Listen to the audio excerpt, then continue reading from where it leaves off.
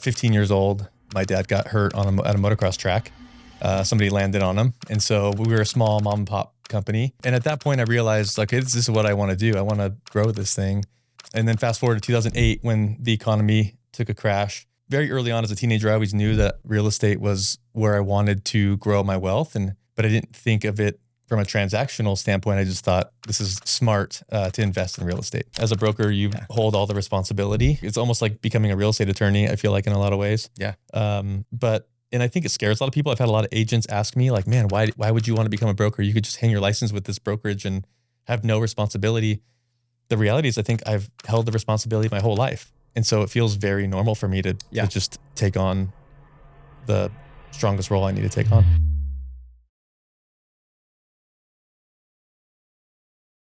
Hey friends, welcome back to the podcast, More Than a Mortgage. I'm your host, Gavin Sessions. I'm a mortgage broker.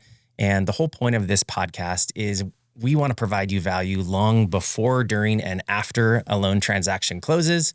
And one of the ways we do that is through introducing you to awesome guests. I'm really pumped about this conversation with Greg. He's really, truly been on my hit list for 6 or 8 months. I'm excited to hear from him as an entrepreneur. He got started at a super young age. He's been in many different businesses, currently in real estate. Stay tuned. You're not going to want to miss this. Real estate, right? Mm-hmm. That's what you're doing right now. You're the owner of a company called Fervent Real Estate out of Eagle. Mm-hmm. And you just grew up wanting to be a real estate agent, right? That was the first thing you ever did?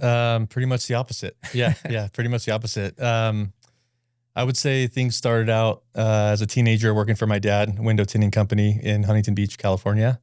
And just grew up with a hardworking dad. He worked for Boeing full-time, and then window tinting was on the side, mainly for family reasons. We needed extra money, basically, right? So just grew up with a hardworking dad, learning work ethic at a really early age, but never thought that was going to be my end-all, be-all.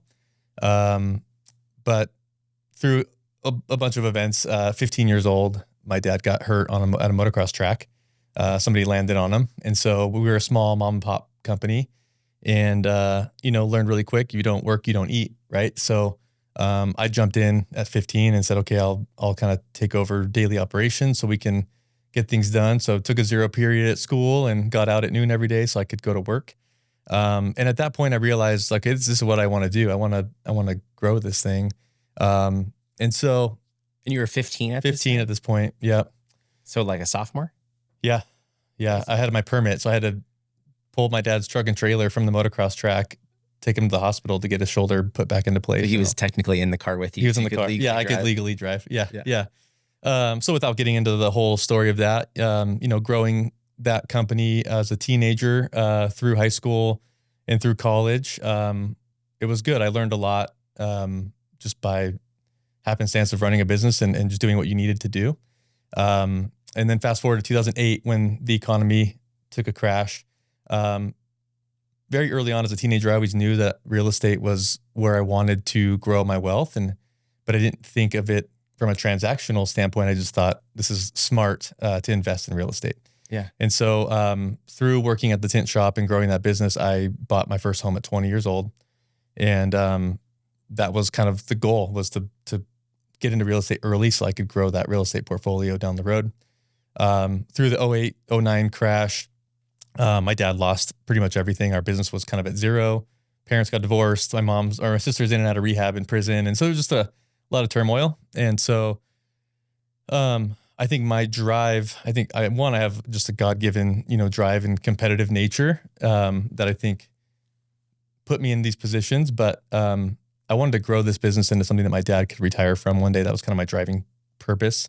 So I did. So in 2009, started growing the company out of that 2008, 2009 crash and grew it one staff member at a time, one division at a time. And we ended up becoming one of the largest window tinting companies in the country. And so after I grew that into the point where I wasn't in the day-to-day anymore, I had a great team. I was consulting and helping other small businesses grow. And that's how I kind of fumbled into real estate. Is my really good friend was a real estate broker and asked me to come on board and help grow his brokerage. And I thought I would do that from the business side of things. And that quickly turned into me actually transacting as a realtor, because I really found that I enjoyed walking life with people and helping people through, whether it's buying a home or selling a home, my skill sets really lent well to that industry. And so kind of fell in love with it quickly. And that's kind of where the real estate game started for me. That's cool. Yeah. A lot of inspiration there, I think, not only for potential clients that might want to, use you as a real estate agent or your company as a real estate agent, but I think very inspirational to other business people, entrepreneurs as well, right? So if we rewind just a little bit, you started working at 15 out of necessity.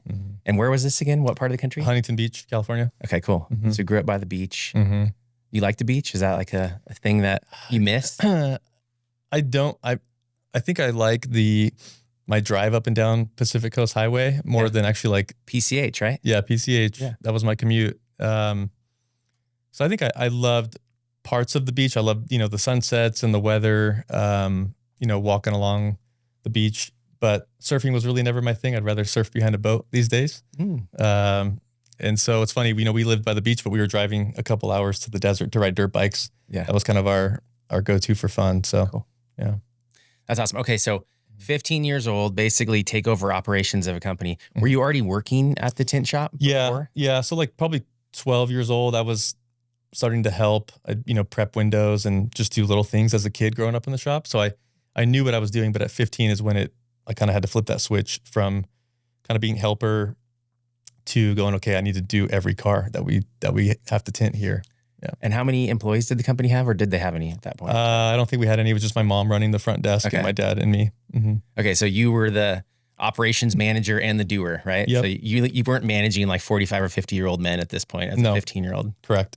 That's probably good. Yeah. That'd be a heck of a story though. Yeah. That was the case. Yeah. I started managing people older than me. I think by the time I was like 22, most of my staff was older than me. Yeah. Yeah.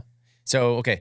One man shop effectively where your mom's like running the front desk and the books. Your dad's injured, so he's not helping you. I'm sure he recovered and was able to get back into the tinting business, right? Yep. So how long until you guys hired your first employee? So 2000, well, I think around that time when I was 15, 16, a lot of times we'd have like one guy that would help with installs. Yeah. But in 2009, when I was kind of ready to take the company to the next level, I just didn't want it to be a mom and pop shop anymore. Yeah. Because I saw how difficult it was when something goes wrong, right? And something goes wrong, you have no other out. And so I wanted to grow some strength and some stability into the company. And so I had a process of basically maximizing each person, right? So like wherever I figured out I was most valuable, I looked at the things that were taking me away from that and hiring somebody for that position. And then once I had made that hire, I would max that staff person out of where they're best at, and then go, okay, well, what's taking them from doing those things best, and then hire another person for that role.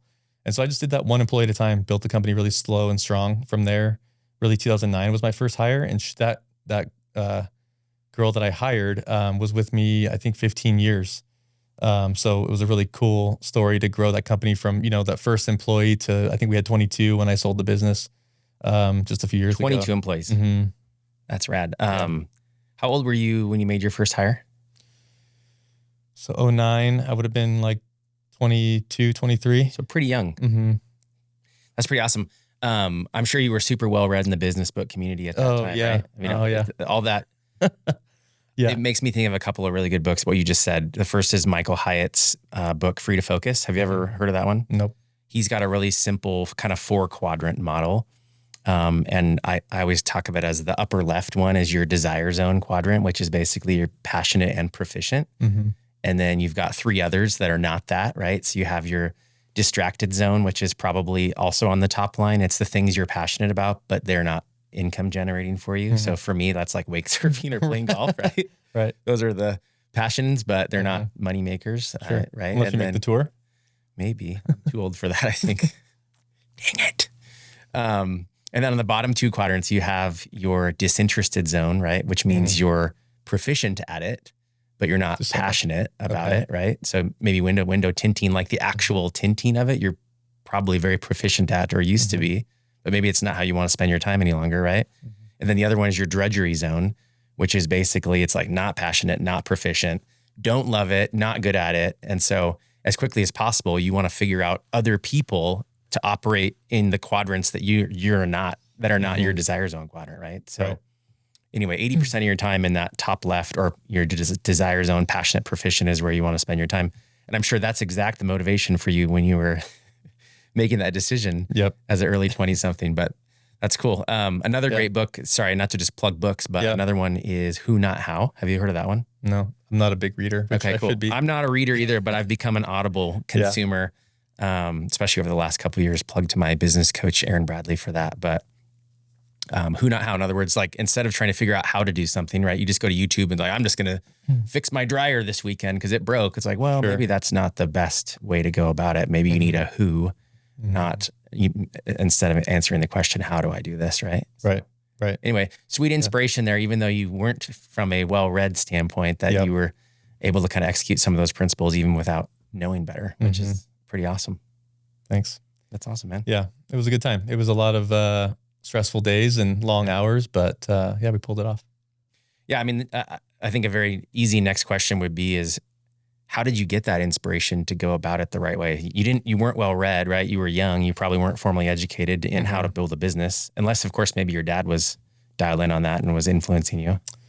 No, I've actually, it's been funny. It's been a question multiple times. And I don't know specifically like what in me other than, saying that God's kind of blessed me with just the skill sets that I have. I didn't have a mentor outside of my dad's work ethic and his sacrifice to start the business. I give him a lot of credit for that.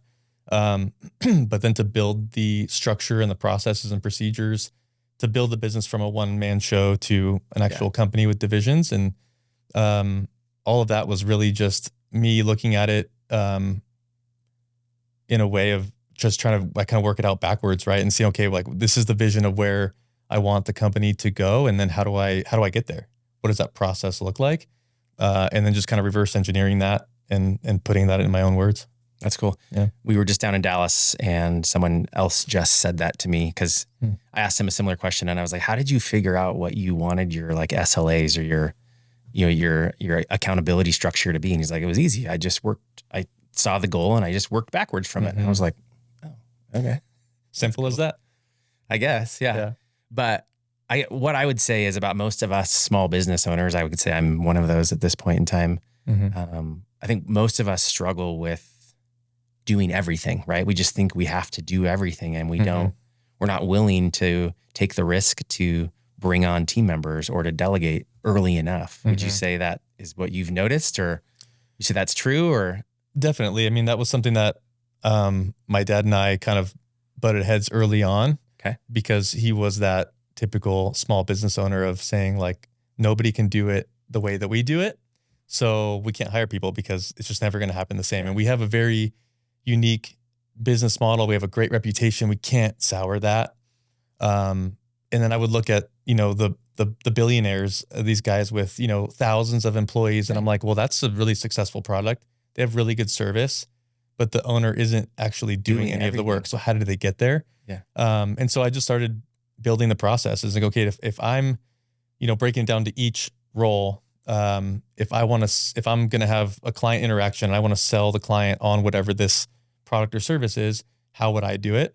Build that script, build that exact process. And then when you make the hires, you find the right people that you think fits that role. And then I was very black and white with my employees with that. Here's the process. Here's the system in which I want you to do this role.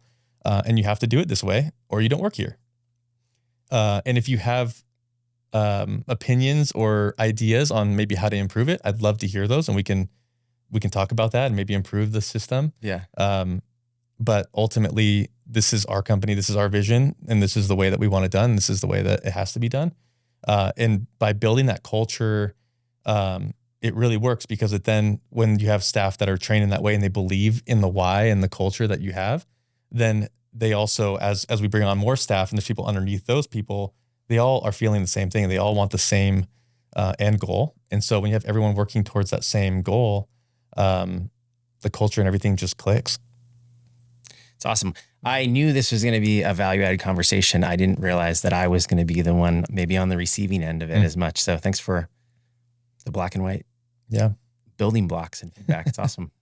Yeah. I mean, we're in growth mode in our business right now as well, right? Yeah. So I have one employee and looking to build a team, but I think the dream of every small business owner, not every, but most of us that aspire to something, is that our company might run without our day-to-day involvement at some point, right? Mm-hmm. So that, because Dan Martell says, if you own a business, I'm trying to think, unless you have a team, I'm totally botching this quote, but basically all you have is a job, and you have the worst boss in the world because it's you. And Correct. in other words, like if you don't build a system and bring teammates around you to be able to scale and to be able to kind of back away from the day-to-day of it, then you'll just work yourself into the ground. Yeah. And I think, I learned that when I sold my business, and when I've consulted for other small businesses that maybe, because I was like the young kid in the shop that a lot of people in the automotive industry in Southern California knew. And then when I got into my 20s and I built this company into something a little bigger, I would run into some of those people that knew me as a kid, and then their business was still kind of in that same plateau. Flatlined. Yeah. And they're getting to the point where they were looking towards retirement and realizing that, how do I get out of this? And so I would help them kind of work out of that plateau. And I learned a lot of those guys actually just wouldn't, they would take the advice and see it, but they didn't want to let go. And I think it's too long. It was too hard for them to make that separation. Yeah. But you learn it's kind of a harsh reality that most business owners, they build this great business and this great name, but because they are that core of the business where if you remove them, it doesn't exist anymore. Correct. Then it's hard to tell people that it's worth really very little, right? How do you sell a business that doesn't operate without you? Correct. And so I had to have a lot of those hard conversations with people. And it was a great thing for me to see because I didn't have anyone to look after. I kind of built this thing, winging it a little bit. Yeah. And so when I sold the business, it was like, man, I got to see the fruit of that and go, wow, it was worth something. Somebody else could just plug in their operator or, that ownership group, and the business still running tomorrow, still running to this day. Another Dan Martell quote, 80% of your best is 100% freaking awesome. In other words, like no one can probably do it as well as you can do it. Sure. Or as I can do it, or if the business owner can do it. Mm-hmm. But 80% replacement is it's funny. It's funny that you said I've never heard that quote from that book specifically, but so when I was going through my hiring and growing the company during that stage, I had a 90-10 rule. Okay. And I just kind of came up with that on my own. And same thing. I was like, well, nobody in each one of these roles is maybe going to do it 100% to my efficiency standard. Right. But if they could do it at 90, I'm pumped. And if I could have 20 people doing it at 90, that's a whole lot more than I can do on my own. Got it. Right. So I can't resist this going here. You're a dad, right? Yep. How does the 90-10 rule apply to your boys? Oh my gosh. Or does it? Because business and parenting, tons of overlaps, tons of parallels. Let me say it that way, not overlaps, tons of parallels. But I find myself that I am far less gracious and patient with my kids than I am with my employees or my partners or my customers or my clients. Does that make sense? 100%. And so I might buy into the 80-20 in business, but I don't think I'm nearly that gracious when it comes to my kids. How about you? How does that play out for you? Same here. I think about that all the time. I'm definitely not nearly as patient with my kids or my wife as I am with people in the professional world. I think it's something that I've recognized that, and I try to work on it all the time. But yeah, I think I hold my kids to a pretty high standard, and I just want the best for them. So I'm trying to find that balance of giving them great opportunities, but also want to instill that hard work. Like I look back of, at our childhood and not having much and having to just sleep in the shop a lot of nights and stuff like that.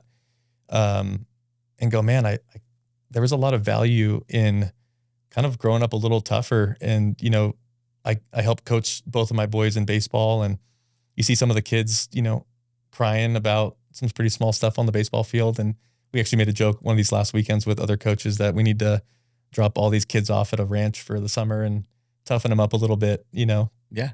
But, man, there's parenting's one of those things that it's hard. You're kind of learning along the way. But you don't have much time, you run out of time real quick. Yeah. Where in business, that runway is a lot longer.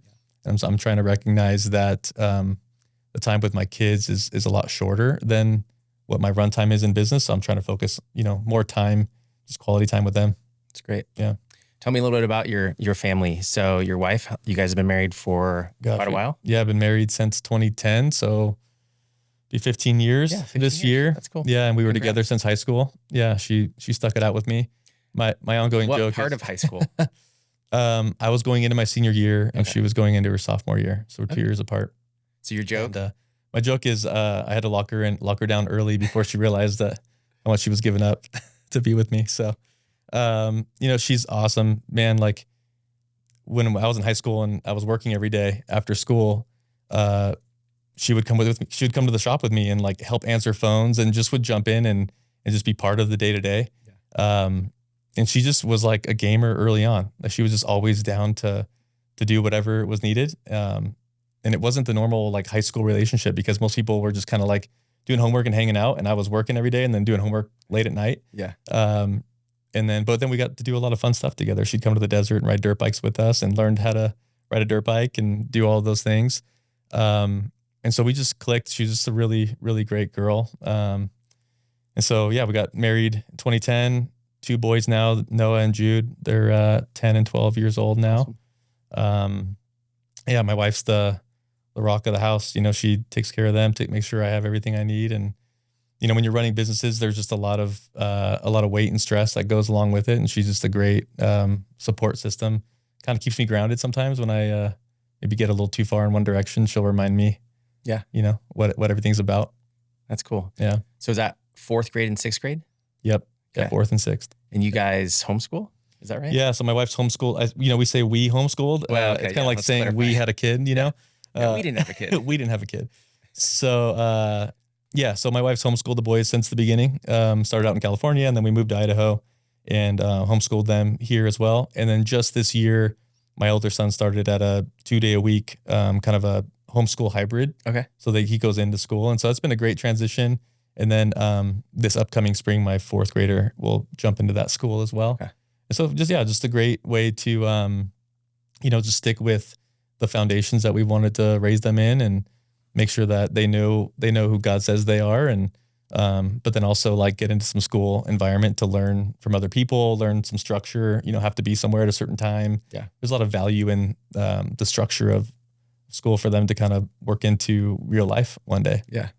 I think it's a huge testimony. I've said this lots of times. I admire homeschool families. I am not a homeschool dad or a homeschool family. My wife would sit here if we had a 3rd chair and she would say, I don't feel called or equipped to homeschool. And I admire the moms that have, decided, hey, that's what I want to do. And because I think there's something about sending your kids off to school that kind of feeds a selfish need in you to get a break from your kids, which is not necessarily for the best, right? Sure. But that's pretty cool that your wife's felt that conviction and has acted on that from the get-go. And yeah, it's definitely not for everybody. And we don't ever, I think, speak out in a way that we would say that it's for everybody. Yeah. But that was never part of the plan. It's not like we got married and said, okay, this is the plan with having kids is we're going to homeschool.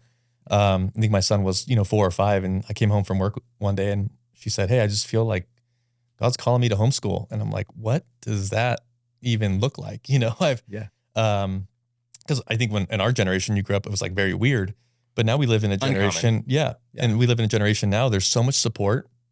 And so it was really great for her. She had some people around her that could kind of speak into what that would look like and give her some structure. And then we had to kind of figure out what that looked like for us because it's different for everybody and even different for each kid.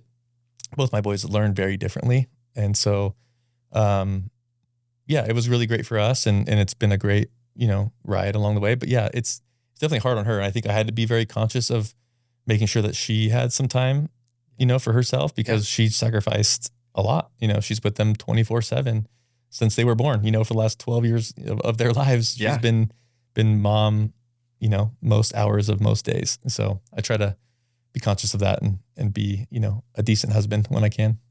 Have you asked her what she wants to do with her time when your youngest is in a 2-day a week program next year?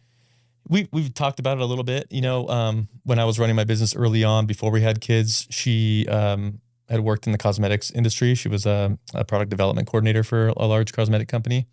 And then, she didn't really necessarily have to work financially. And so, Right.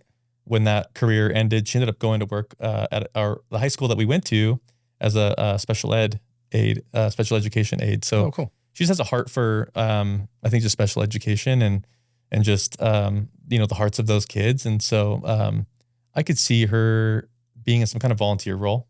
I don't know if she'll go get a job, per se, but I think that's something that would feed her soul where she can just serve. I think she would love that. Yeah. Yeah. I just have to admit, I've made plans and dreams, right? And my wife, thankfully, has not had to be in a job where she's needed to earn an income as well. That's been a blessing for us. But at the same point in time, when that's the case, if you don't depend on income from your spouse, I think the income earner can then go make dreams and goals on behalf of the family that maybe don't always align with what your wife's dreams or goals are. That's why I ask. I'm just learning that in a program. We just finished up Reengage, actually. Oh, great. Just last night. Very cool. So wasn't necessarily going to plug that, but yeah, it's great to work through that stuff. And I think that it'd be definitely open to, hearing what we always joke. I'm like, hey, if you want to go, generate some income, I'll stay home with the kids and maybe wake surf more often. That'd be fun. You guys been out much this spring? No, we just went out once and did a little shakedown on the new boat. Nice. But the lake was a little low still. So we're out on Saturday. How was it? Well, it was a 90-degree day. So I felt super spoiled to get out there in early May on a 90-degree day. But we caught like a windier, cooler, cloudier part of the day. And my wife wasn't feeling great anyway. So she didn't surf, but my daughter was hot to trot. So she surfed and I surfed and we got the tube out for a minute. And then we're like, okay, well, we've been out here for a few hours, started to head towards the dock. And then the clouds parted and the sun started to beat down. And we're like, crap. So we missed the hot part of the day, but it was good first reps of the season for sure. Cool. Was Lucky Peak filled up? Yeah, it was 20 feet low, was it? Okay. So much fuller probably than, I think it's up like a foot a day or something crazy like that right now. Cool. So yeah, it's good times ahead. Mm-hmm. For sure. So let's talk just a little bit. We talked about the window tinting business in California, and we talked about how you grew it, which is awesome. And I mean, really, really cool, inspirational story, I think, for any business owner to be able to hear. Wife and kids, and all of a sudden we're in Idaho, right? So if we didn't introduce people to that, we are sitting here in Boise, Idaho today and not Huntington Beach. And you no longer own that company down there. And now we're in Idaho. And how'd you guys get here? Man, just pulled the plug. Okay. I think after COVID and running my businesses, because I had the window tinting business and the real estate brokerage in Orange County at that time. And, during COVID, that first couple months, you don't really know if you're allowed to be open. I had to send all my guys home, and it was just a lot of unknowns, right? Yeah. And so after a few months of kind of getting things operational again, both businesses are back up and running. I bled for a while, financially to keep everyone staffed. I didn't let anybody go. And it was just a long, stressful handful of months. And I said, we just need to go somewhere. And we kept hearing Idaho was like open and there wasn't as much restriction and all this stuff. And so we said, you know what, let's just go take a vacation to Idaho. We don't even know where it is. Never been there. Loaded all the bikes in the back of my truck. And this was like 21. No, 2020. 2020. Okay. Yeah. The summer of 2020. Dirt bikes or bikes? Mountain bikes. Okay. Nice. So we heard there was bike parks and all this stuff. We're like, let's just go. It's a bike park. Yeah. Never seen a bike park before. So we just came up here and got an Airbnb right next to the Eagle Bike Park. And me and the boys were riding until 10 p.m. because the sun doesn't go down until 10:30. And second night we got back in the Airbnb, put the kids to bed, and I went to my wife and I said, hey, I feel like we're supposed to move here. I don't know what it is. I don't know anybody here. Contact. And my wife's like, I was going to tell you the same thing. So long story short, we went back home, sold my house in like a day, and sold my real estate business, my 50% back to my partner immediately. Moved up here, kept my window tinting business operating for about another year. Down in California? Correct. Okay. From here. And you built it and structured it in such a way that you didn't need to be there correct. Every day. Yeah, my general manager was great. And I would pop back in once a month. And I quickly learned that those were pretty pointless trips, other than I was just kind of like a cheerleader, go and see my guys and all my staff and just check in on everybody. And it was like, all right, well, I'm going back to Idaho. See you in a month. Yeah. And so, living here for the first year, I got my real estate license because, hey, I was doing a little bit of real estate in Orange County. I thought I would just do it for my own investments. And, again, just knowing that real estate was always my long-term goal. Yeah. I was like, yeah, I'll get my license here. Never thought it would be for any reason outside of that. And I didn't know anybody here, right? Zero connection, zero network. And very quickly started building that network, not by going to networking events, but just by, being in the community and meeting people, and started earning people's trust very quickly, I guess. And people started saying, hey, can you help me buy this home or sell this home? And over that next year, was doing a pretty substantial amount of business in real estate, and realized, man, if this is what God has for me, if this is what I'm supposed to be doing, then I don't know any other way than to do it my way. I've never worked for anybody. I'm not going to start now. And so went through the process of opening Fervent Real Estate. And so opening that brokerage, and it's just been kind of a wild ride since then. There's never been a financial goal. There's never been, it's interesting. It's the first time I think I've ever grown a business out of like no real vision for what I wanted it to look like. It was more of just like a reactionary stance of like, people want me to do this, so I think this is what I'm supposed to do, so I'm just going to do it the way that I know how to do it. Nice. Yeah. So when you first got your real estate license here in Idaho, you just hung it at some local brokerage. Correct. And then decided at some point that you didn't want to be part of somebody else's brokerage any longer. You wanted to have once I realized I think this is what I'm supposed to be doing. Is at first I hung it because I didn't think I was going to do very much with it. Yeah. But once I continually got referral after referral, realized like, shoot, this is probably what I'm supposed to do. And so that's when I went forward and got my broker's license. That's cool. How'd you do on that test? Pretty good. Yeah. I don't know if they give you a score. Yeah. First time. Good for you. Yeah. That's a tough one. I've never done it. I've never tried to do it, but I've heard some horror stories from some folks in the industry that have given multiple attempts to it, and it can be pretty tricky. So yeah, it's very legal, right? As a broker, you hold all the responsibility. And so it's a lot of legal jargon. It's almost like becoming a real estate attorney, I feel like, in a lot of ways. Yeah. And I think it scares a lot of people. I've had a lot of agents ask me like, man, why would you want to become a broker? You could just hang your license with this brokerage and have no responsibility.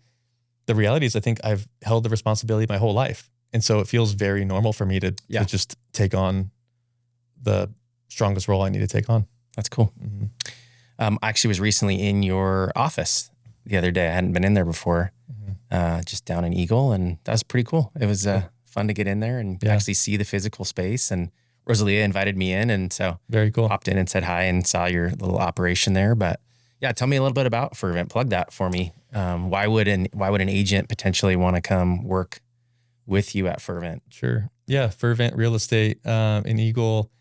Is there a significance to the name? Yeah. So it's funny, when I was kind of trying to figure out what I wanted to call it. Yeah. I didn't want to be a corny name, I won't say any other corny names that might be out there, but I wanted it to mean something, right? I didn't want real estate. Yeah, exactly. I didn't want it to be my name. I wanted to build it outside of me. I wanted agents to be able to plug into a brand that didn't have my name on it, right? Yeah. I also didn't want to be like Integrity Real Estate or something like that. I was trying to plug in words in my head that really described how I wanted the business to operate and be seen by the public. And I think as I worked through that, I came across Fervent, and fervent means to do something with a passionate intensity. And, in the Bible, it's like, you want to have a fervent prayer life. And as I kind of like dove into that word, I realized like, man, this is how I am. Like everything I do with a passionate intensity. And so, that makes sense. And what's funny is it's really worked well, because a lot of people don't know what the name or the word means, but they know it's a word. So they ask. And so they ask, what does it mean? And so it's kind of a cool way to build the brand, because I've been able to jump into these conversations about why I called it that.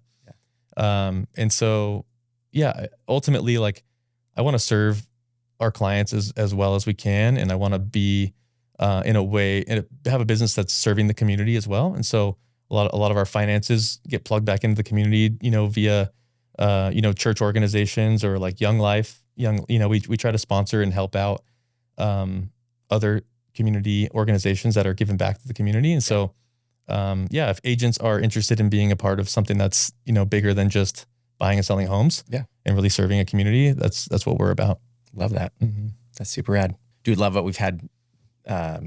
Really enjoy our conversation so far. Thanks for being so open and honest and inspirational, frankly. But we love to ask this question kind of all of our guests. We're just getting into this, so we don't have a super long guest list that we've had in the past, but it's a really cool question. So it's basically, if money was not a requirement for you, right? So in business, we're not generally a not-for-profit, right? I'm in business to earn an income. You're in business to earn an income, and you want to be generous with that. But if money was not needed, how would you show up on a daily basis if you didn't need the money? Does that make sense? Yeah. Kind of a cool question. Yeah, that is good. That's a really tough question. When I sold my business, I tried to do nothing for 6 months because I'd worked from 15 years old to, 35 years old and a lot of hours in those 20 years. And so I tried to do nothing for 6 months because financially I could. Yeah. I lasted 2 weeks. So I think there's something in me, again, kind of going back to like the drive that I feel like God's given me. I have a drive to build things. And so without money being the goal, I think I just really enjoy building things. And I think I enjoy building teams. When you see people that are part of your team able to succeed in their life because of the business that you're growing and you're doing it together, to me, that just brings me so much joy. And it really drives, I think, the passion behind that of just building teams and knowing that business can do so much more for other people and not just the financial gain behind it. It's awesome. Love that. It's an amazing plug for why somebody might want to work with you and your business is you're not necessarily in it for the money. Of course, you're in it to earn an income, right? We all have expenses and needs, and money makes the world go round. Still, right? Absolutely. But yeah, I think you've got the right perspective. I think you may have something else. You have a bit of a side hustle as well, right? Did you bring window tinting with you from California as well? I did. Yeah. So after selling the business, I thought never doing that again. Right? It's over. It's over. And then the real estate company's been doing great, and just kind of felt like there was this little bit of a passion that I still had for the window tinting business. It's a great service. It's a great product that I enjoy personally. And I love cars. And so it was kind of just this combination of things that led me to going, hey, maybe I'll build a window tinting company again. And so opened up Eagle Tint Co. recently, and pretty magical. One of my installers, one of my main guys from Orange County, California, called me up and said, hey, you said if I ever want to move to Idaho, you'd have a spot for me. And so we made it happen. We moved him up here, and now he's running the shop as our head installer there. And so started out with just automotive tinting, and we're already jumping into the commercial and residential business as well. So kind of getting that rolling. We're still in the early phases of that, but pretty excited to build that up and start taking over the Boise market with commercial, residential, and automotive window tinting. It's awesome. Yeah. A man of multiple hats. Yeah. Well, really, really enjoyed our conversation today. Thanks so much for being here. Obviously, Fervent Real Estate is something that you're very proud of and passionate about, as well as Eagle Tint Co. Is that right? Yep. So how do folks get in touch with you, Greg, whether it be Fervent Real Estate or whether maybe they want to get a vehicle tinted or something like that? Sure. Yeah. I mean, you can just jump on any of the websites. So ferventrealestate.com. Okay. Or eagletintco.com. And my email is greg@gregearl.com. That's an easy way to get a hold of me. I'm always on my phone. So awesome. Well, dude, appreciate you being here today. Thanks so much for sharing your story with us. My hope is that this was massively inspirational to not just past clients or future clients, but also maybe entrepreneurs and, folks that are aspiring to be business owners. So thanks for sharing today. Appreciate it. Thanks for having me. I appreciate it. Love it. See ya.